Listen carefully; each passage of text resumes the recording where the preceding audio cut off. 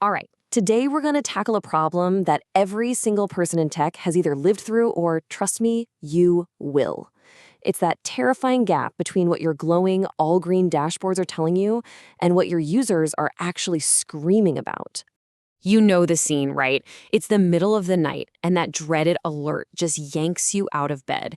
It is the moment every on-call engineer absolutely fears. You stumble over to your laptop, hearts pounding, and you are preparing for the absolute worst. So you open your laptop, and as the support tickets and those angry tweets start rolling in, you pull up your main monitoring dashboard. But everything looks fine. I mean, perfect, even. All the lights are green. CPU is just humming along, memory is stable, error rates are totally flat. Your system is telling you it's healthy, but your users are telling you it is fundamentally broken. This exact moment is where traditional monitoring completely fails us, and it's the mystery we are going to solve today by understanding a really crucial shift in thinking. See, the solution lies in really understanding the difference between two terms that people use interchangeably all the time, but are actually worlds apart: monitoring and observability. So here's the biggest difference. Monitoring is built to answer questions you already know to ask. It's for your known unknowns. For example, you know that high CPU usage is bad, so you set an alert for when it goes above 80%. Simple. Observability, on the other hand, gives you the tools to answer questions you never even dreamed of asking. It's designed specifically to investigate the unknown unknowns.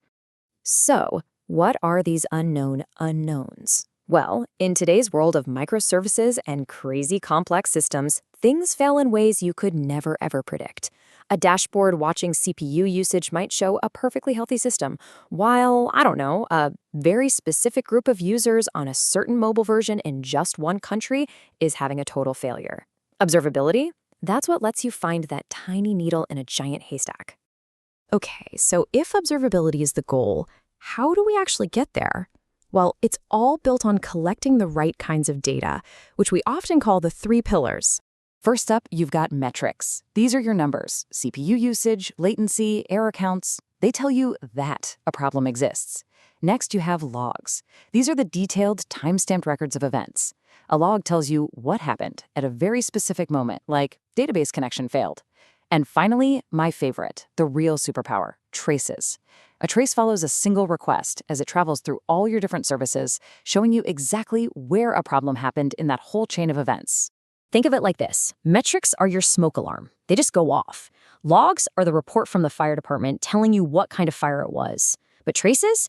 Traces are the map, showing you the exact room in the exact corner where the fire actually started.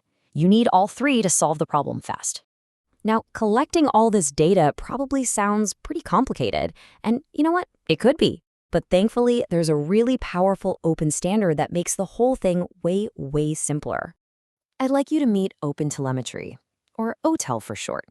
It's this awesome open source framework that gives you a single, standardized way to create and collect all that telemetry data we just talked about: your metrics, your logs, and your traces. And this is why OTel is such a game changer. By using a single vendor-neutral standard, you completely avoid getting locked into one company's expensive toolkit. You instrument your code just one time, and then you have the freedom to send that data to any analysis tool you want: Grafana, Datadog, whatever comes next. It puts you back in control. All right, enough theory. Let's go back to our 3 a.m. nightmare and see how observability, powered by these three pillars, actually solves the problem for real. So we're back at our dashboard. Our first pillar, metrics, is giving us absolutely nothing. Our high-level overview shows a perfectly happy system. No spikes, no alerts. This is where monitoring stops cold. Okay, so we move to our second pillar, logs. We dive into our log aggregator, maybe something like Grafana Loki. And hey, we find something. We see a request timed out error popping up for some of our checkout attempts.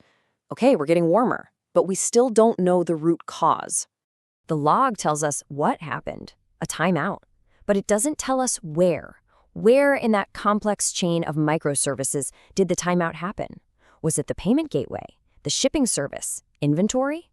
The log by itself just can't tell us. And here is the magic. Modern observability tools link these pillars together. So in a tool like Grafana, We can literally click a button right on that log line and pivot directly to the full end-to-end trace for that exact failed request. This is where we find our answer. And bam, there it is. The trace, laid out for us in a tool like Grafana Tempo, shows the entire journey of the request.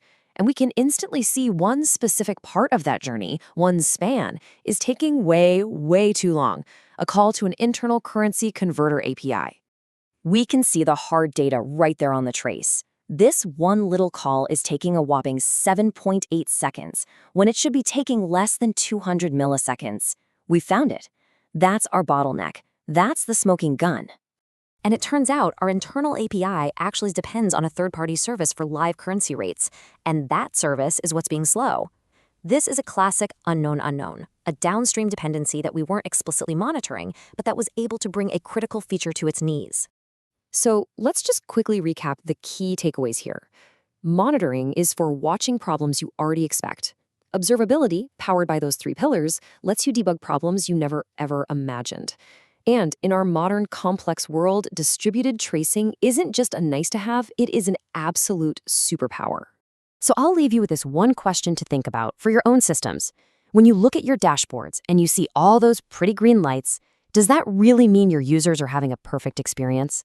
Or is there an unknown, a silent failure that only true observability can help you find?